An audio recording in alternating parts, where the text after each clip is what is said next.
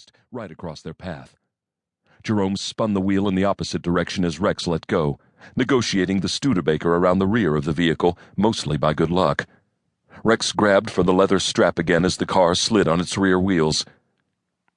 There was a rat-a-tat-tat like a jazz drummer practicing a solo on a tin roof, and the rear windshield exploded, filling the car with the hot smell of cordite. Rex ducked instinctively behind the seat, and when he poked his head up to check the rear view again, he saw the white car in hot pursuit, 2 men inside and one perched on the running board on the passenger side. The man raised his Tommy gun just for a moment as the car bumped over a pothole, then brought it down again.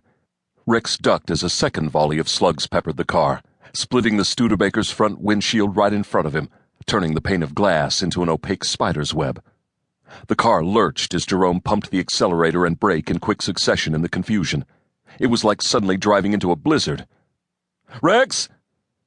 Rex twisted awkwardly in the seat. "Yeah, I got it." He lay almost flat on his back and raised his right leg up over the dash.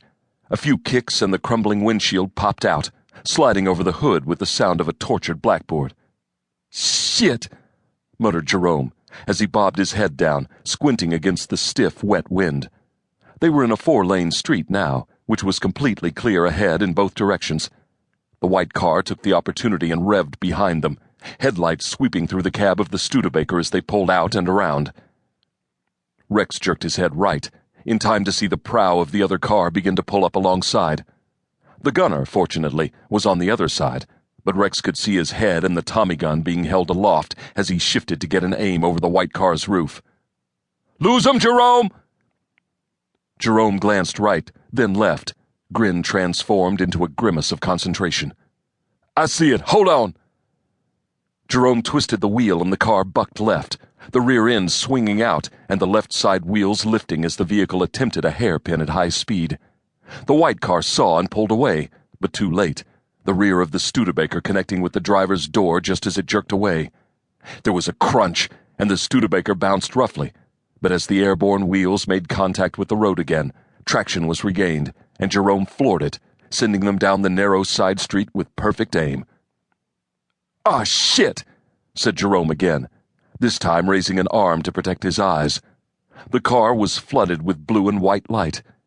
Rex blinked away purple spots just in time to see the police cordon ahead, but it was too late. He reached for the wheel and pulled again, ignoring Jerome's protest, but there was nowhere to go. There were police cars on either side of the street, and a temporary wooden barrier ahead. Rex's rash action caused the automobile to skid around, turning it sideways but maintaining forward motion as Jerome slammed the brakes on. All around them, police and pedestrians alike scattered. There was shouting, a lot of it, then a crack as the wooden boom of the roadblock snapped against the passenger side.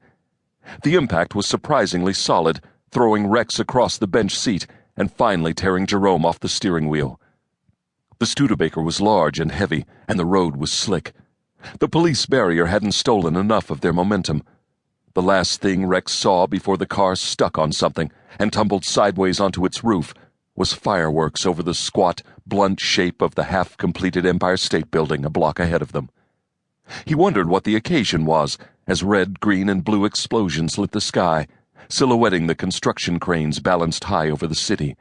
He wondered what the building would look like and how tall it would be when it was finished. 2 more thoughts crossed Rex's mind before the car stopped and unconsciousness claimed him. Firstly, that he really needed a drink, and secondly, that his night had been going so well before McCabe showed up.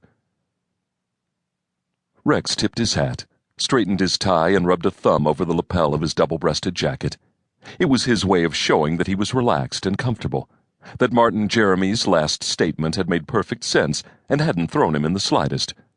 Behind him, he heard Jerome crack a knuckle. His junior partner was slightly less careful with hiding his thoughts. This was how it worked. Rex was the businessman. Jerome was the muscle. Rex did the deals and listened to his customers. Jerome made the customers change their minds and accept Rex's terms. Times were tough. The Depression wasn't just biting into the pockets of ordinary New Yorkers. It was killing people. But in such trying times, Rex was doing just swell. Because in such trying times, those ordinary New Yorkers drank and drank